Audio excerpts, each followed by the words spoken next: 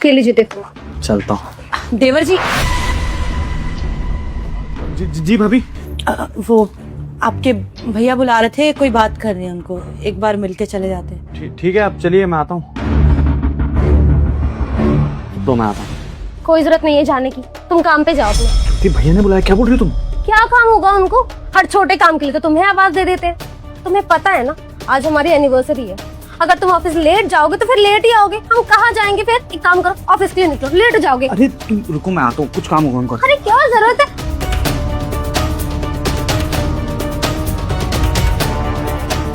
कभी भी नहीं सुनते हैं ये मेरी। और इनके बड़े भाई बिजनेस बना रखा है और नौकर मेरे पति को समझते हैं।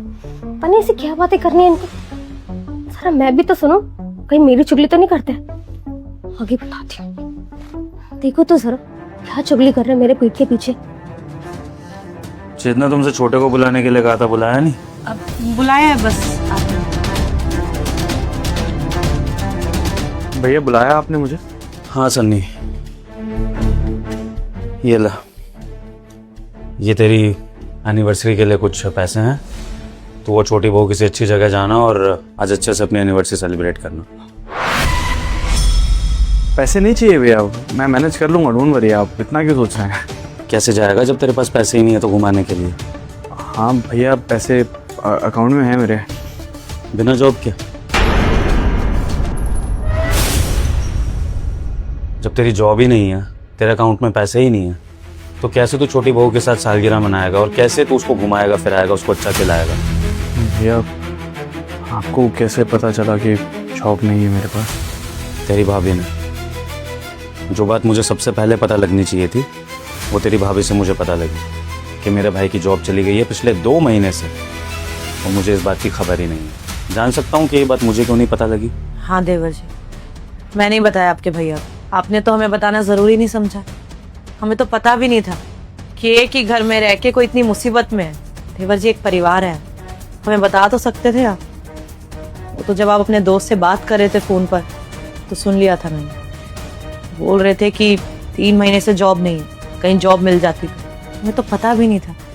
मुझे पता लगा तो कितना बुरा लगा। अच्छा, मैंने आपके भैया को बताया तो और बुरा लगा उन्हें। देवर जी, हम कुछ बोलते थोड़ी, उल्टा ही आपकी मदद ही करते ना। एक बार तो इनको आके बताते। 3 महीने से आप इतनी परेशानी में हो, रोज देखती हूँ मैं आपको ऑफिस जाते हो। कुछ तो यही लगता था कि ऑफिस ही जा रहे हो आप तो झूठ बोल रहे थे। छोटे, मानता हूँ कि छोटी बहू नहीं चाहती है कि हमारे बीच में कोई रिश्ता रहे, और ये स्वाभाविक है। मैं इसमें छोटी बहू की गलती नहीं मानूंगी, क्योंकि आजकल की नई बहुएं जब अपने ससुराल में आती हैं तो उनको इनसिक्योरिटी होती है कि शायद उनके पति के घर वाले उसके खिलाफ उसे भड़काते हों या फिर उनके बीच में आने की कोशिश करते हो। जबकि तुझे पता है कि तेरे भाई और भाभी तो हमेशा ही तुम दोनों का भला चाहते हैं। लेकिन फिर भी मैं ज्योति की इस गलती को नज़रअंदाज करके तुझसे ये एक्सपेक्ट करता हूँ कि कम से कम तू हमें अपने सुख में ना सही, अपने दुख में तो याद कर। और मानता हूँ कि हमारे बीच में वो रिश्ते नहीं रहे बचपन की तरह के कि कोई भी छोटी बात हो तो तू अपने बड़े भाई को बता दे, और मैं एक्सपेक्ट भी नहीं करता। लेकिन हमारे बीच में वो प्यार तो कभी कम नहीं होगा ना, चाहे हम बूढ़े ही क्यों ना हो जाए। वो प्यार, वो केयर, वो तो दोनों परिवारों के बीच में होना ही चाहिए। कल को अगर तेरा बड़ा भाई दुख में हो तो तू अपने बड़े भाई को याद करेगा कि नहीं? अपने बड़े भाई की मदद के लिए आगे आएगा कि नहीं? तो ऐसी जब मुझे पता लगेगा कि मेरा छोटा भाई और उसकी पत्नी दिक्कत में है, और वो भी इतनी छोटी दिक्कत कि पैसों की कमी चल रही है, तो क्या बड़ा भाई आगे से आके मदद नहीं करेगा? बता। अब जो हुआ सो हुआ, लेकिन आगे से हमसे ये सब छुपाने की जरूरत नहीं है।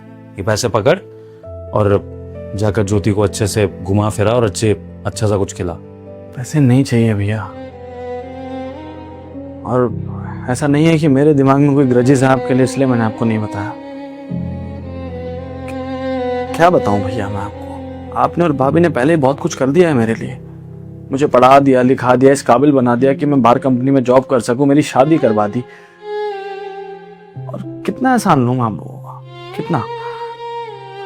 भैया जितना आप दोनों ने किया ना, शायद मेरे सगे माँ बाप भी मेरे लिए उतना नहीं कर पाते। भैया मैं बस आपको परेशान नहीं करना चाहता था।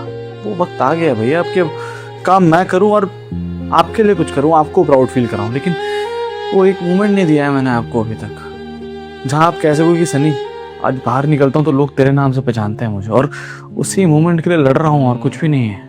मुझे पता है मैं बताऊंगा कि जॉब नहीं है, आप मुझे 6 महीना, 1 साल, 2 साल, 5 साल, 10 साल, शायद जिंदगी भर बिठा के खिला लोगे, लेकिन नहीं चाहिए भैया। और ये कहीं ना कहीं आप दोनों के दिए हुए संस्कार ही हैं। देखिए भैया, जो इंसान मेहनत करता है ना, वो ही जिंदगी में सफल होता है, और जिसको सपोर्ट मिल जाए ना ज्यादा, वो अपनी जिंदगी में ज्यादा आगे बढ़ नहीं सकता। जॉब का क्या है भैया, कल नहीं है, आज नहीं है, कल होगी। ये सब चलता रहता है, पार्ट ऑफ लाइफ है।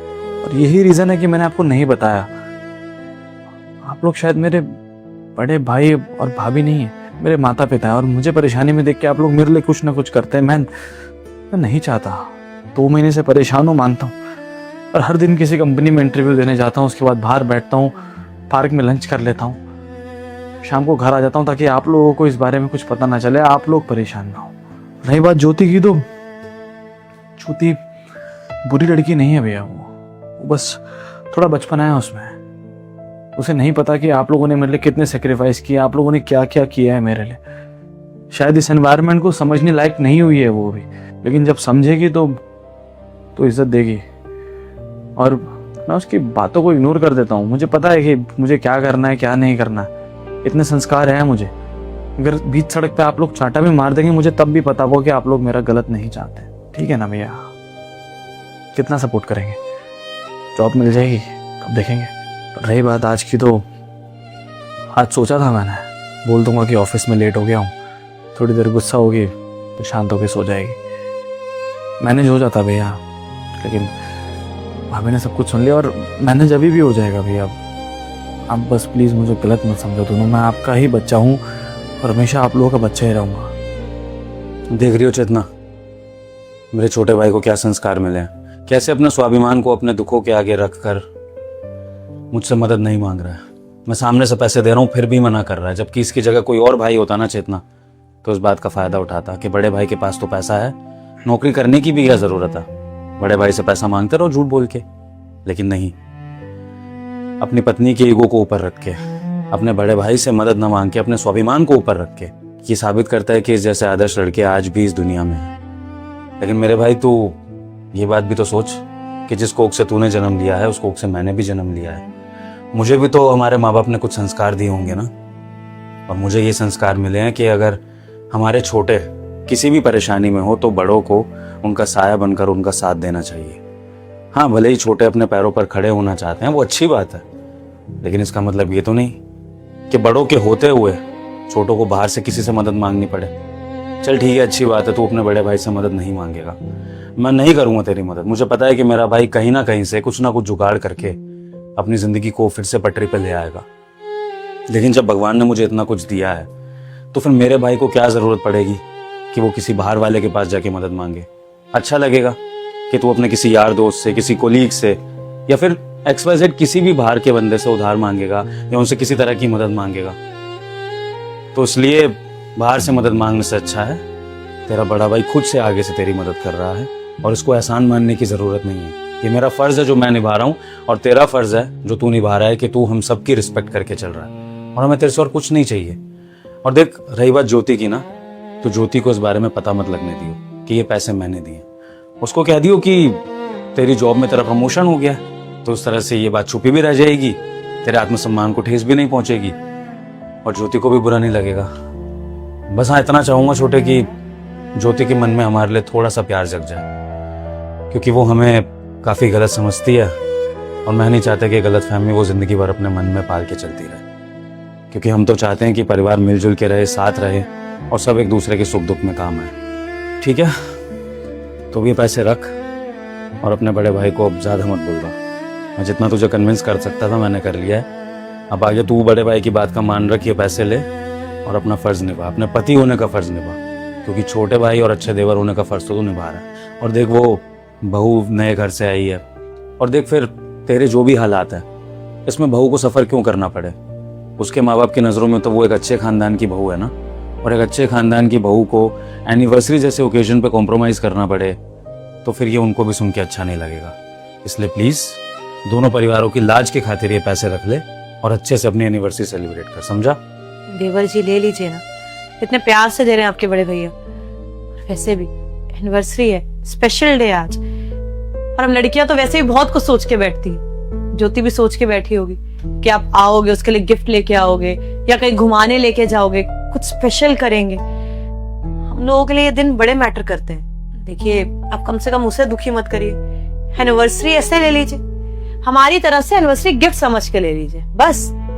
पता नहीं कौन से अच्छे कर्म किए थे मैंने, जो मुझे इतना अच्छा परिवार मिला है।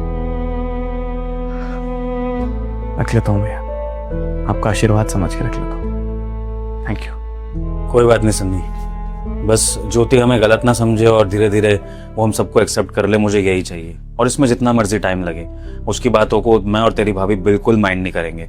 लेकिन अगर तूने हमसे आज के बाद अपने दुखों को छुपाया, अपनी परेशानी को छुपाया, तो ये याद रखियो कि तेरा बड़ा भाई और तेरी भाभी तुझसे नाराज जरूर हो जाएंगे। आगे से मुझे तेरी परेशानी किसी गैर के मुंह से ना सुननी पड़े, तेरी भाभी के मुंह से भी नहीं। तू खुद मुझे आकर बताएगा सामने से, और कोई दिक्कत परेशानी हो तो मैं खड़ा हूं तेरे लिए। और ये जो तेरी जॉब नहीं लग रही है ना, इसकी भी टेंशन लेने की कोई जरूरत नहीं है। तेरे भाई की कंपनी तो है ही। मैं तो तेरे को तेरी सेल्फ रिस्पेक्ट के खातिर ही बाहर जॉब करने दे रहा था, वरना मैं तो हमेशा से ही कहता हूँ कि अपने भाई के बिजनेस में आ, ज्वाइन कर, किसी के आगे नौकरी करने की जरूरत नहीं है। लेकिन तू सीखना चाहता है, इसलिए मैं तुझे नौकरी करने देता हूँ। तो अगर तुझे जरा सा भी लगे ना कि बाहर नौकरी करने में दिक्कत परेशानी आ रही है, तो चुपचाप अपने भाई के ऑफिस में आ जियो, मैं तुझे सारा काम समझा दूंगा, ठीक है? चिंता मत कीजिए भैया, आगे से कुछ नहीं छुपाऊंगा उससे। चलता हूँ, वो इंटरव्यू भी है ना एक। चल जा, अच्छे से एनिवर्सरी सेलिब्रेट करियो।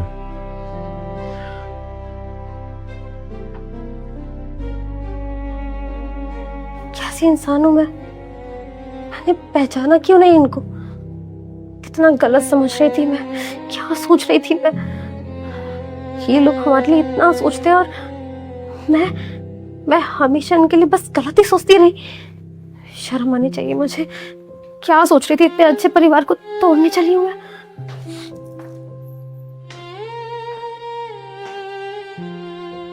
क्या हुआ, चुप क्यों खड़ी?